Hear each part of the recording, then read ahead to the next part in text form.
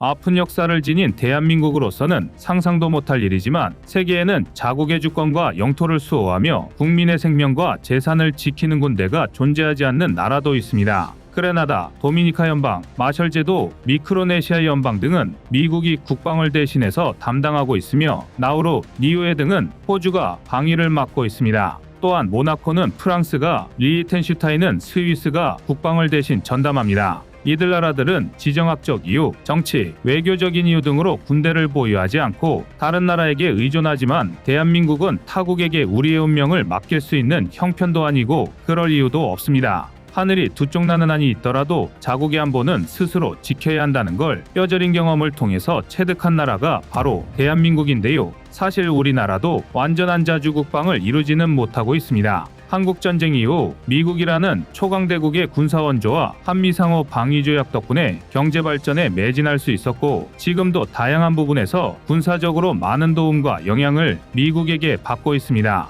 한국이 국방 분야에서 미국의 그늘 아래에 있는 것은 정치적인 문제도 있지만 미국이 보유한 무기를 개발하지 못하는 기술적인 문제도 큰데요. 무기 개발 기술에서는 어느덧 한국도 많은 부분에서 자립을 이루고 있습니다. 하지만 아직도 유연한 분야가 많이 있으며 그중 하나가 공중조기경보통제기입니다. 우리 군은 보잉의 2737 P4A를 도입하여 오랜 수건 사업이었던 조기경보통제기를 운용하고는 있지만 점점 문제가 발생하고 있고 수량도 부족한데 보잉은 도관 없는 갑질을 하며 천문학적인 금액을 요구하고 있습니다. 반면 카이의 FA-52 도전장을 내민 미국의 차세대 훈련기 도입 사업에서는 보잉의 어이없는 엇발질이 계속되고 있어 한국은 새로운 한로를 모색하고 있습니다. 지난 11월 8일 미국 군사 매체 브레이킹 디펜스에는 미 공군의 공식적인 입장을 전하는 기사가 보도됐는데요. 그 내용이 다소 황당하기까지 했습니다. 미 공군이 T-7A를 가칭 F-7으로 즉 전투기로 개량하는 방안을 적극적으로 검토하고 있다는 것이었습니다.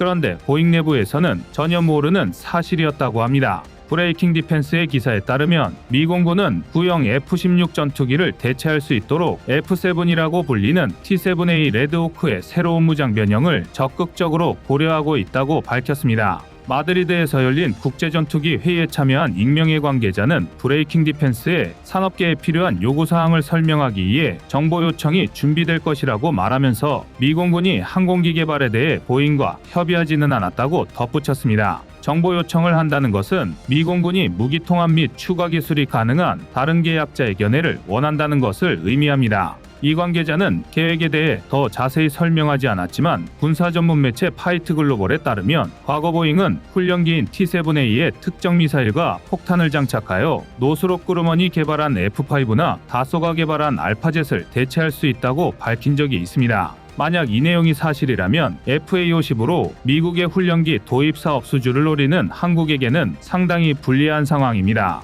보잉의 T-7A가 경전투기로 개량되어 나온다는 소식을 접한 대부분의 반응은 미국이 자국 훈련기 사업을 한국에게 내주는 것이 어지간히도 싫었나 보다 하는 것이었습니다. 그런데 미 공군 측에서는 훈련기뿐만 아니라 아예 차기 전술기로 삼아서 F-16을 대체시키려는 구상까지 나온 것입니다. 미 공군의 F-16 대체까지는 한국이 노리고 있는 시장이 아니지만 만약 정말로 미군이 F-7을 도입하면 그것이 미국식 공군 편성을 채택하고 있는 일본이나 호주 등의 국가들에게도 기본 체계가 된다는 의미입니다. 그런데 그 대단하다는 미국에서 기본 체계가 되는 기종이 FA-50의 성능을 따라가지도 못하는 기체라니 놀라지 않을 수 없습니다. 미군이라고 하면 압도적인 국방비 투자를 바탕으로 다른 나라에서 주력기로 쓰는 기종을 로우급으로 불리며 다른 나라에서 하이엔드급으로 쓰는 기종을 주력으로 수백 대씩 뽑아 쓴다는 이미지가 있습니다. 그런데 그런 미국이 F-16을 퇴역시키고 그 자리를 고작 경전투기로 채우려고 한다는 사실 자체가 약간 위화감이 든다는 의견이 많습니다.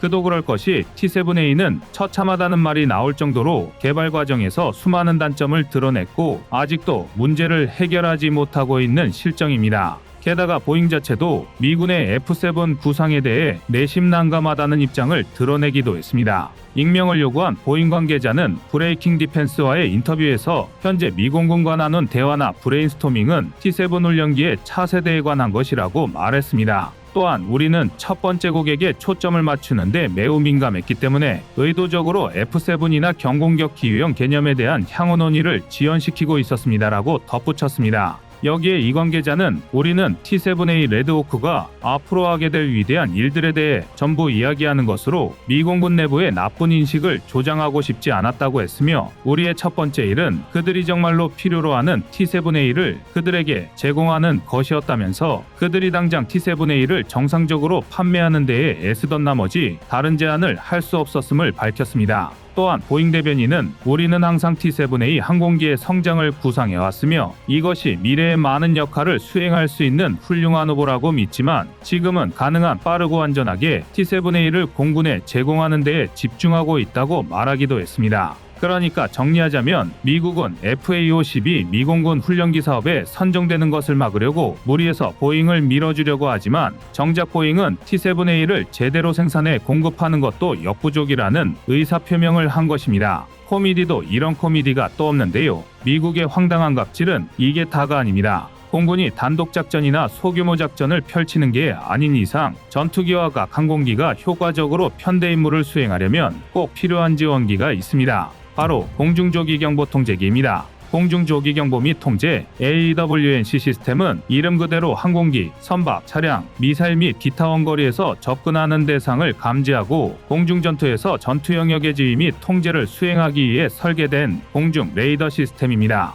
이러한 시스템은 전투기와 공격기의 공격을 지시함으로써 공중전투에서 핵심 역할을 수행합니다. 쉽게 하늘의 지휘소라고 생각하시면 편한데요. 정찰과 공중통제, 지휘를 일원화할 수 있기 때문에 지상의 지휘소보다 작전 수행 능력을 비약적으로 높일 수 있습니다. 예를 들어 대한민국이 4대 운용 중인 2737 PSI의 경우 다기능 전자주사 배열 통칭 메사 레이더를 탑재하고 360도 전방향 650km 이상을 탐지할 수 있습니다. 그것도 육해공 전방향에 걸친 초정밀 탐지를 자랑하는데요. 심지어 탐지 지역을 한정하고 집중 감시에 돌입할 경우 최대 750km 떨어진 지점의 항공기나 탄도미사일을 사전에 감지할 수 있습니다. 대한민국도 같은 이유에서 2737 PSI를 보유하고 있습니다. 하지만 이 정도로 한반도 전역을 감시하기에 턱도 없이 부족하다는 것입니다. 문제는 수량인데요.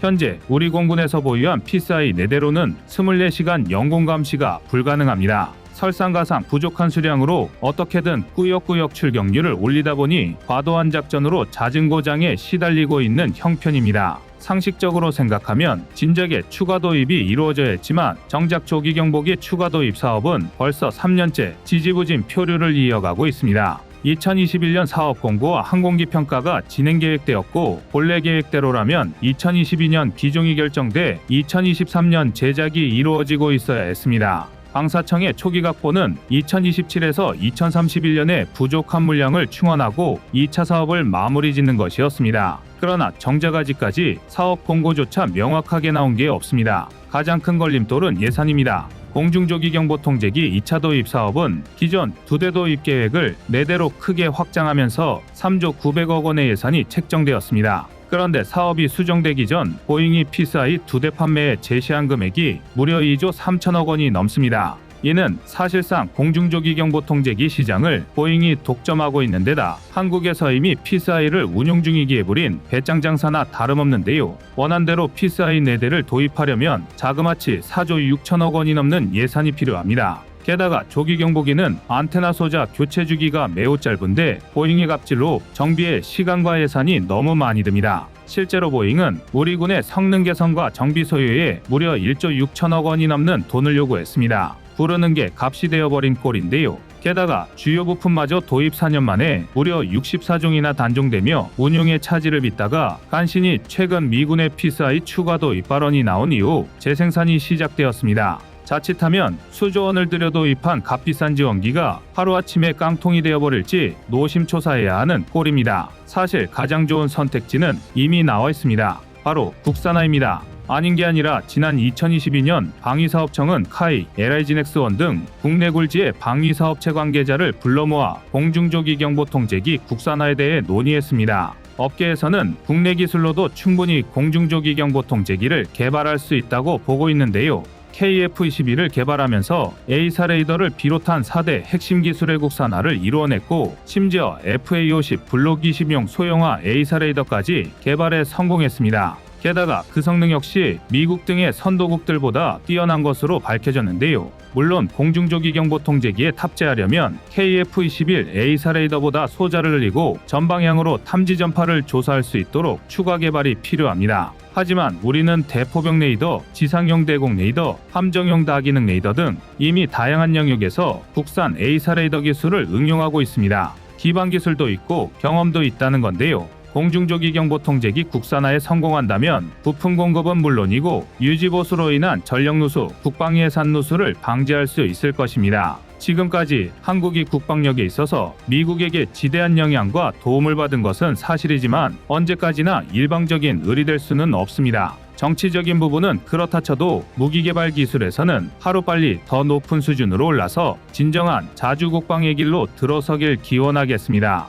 이상 꺼리튜브의 두 번째 미션이었습니다.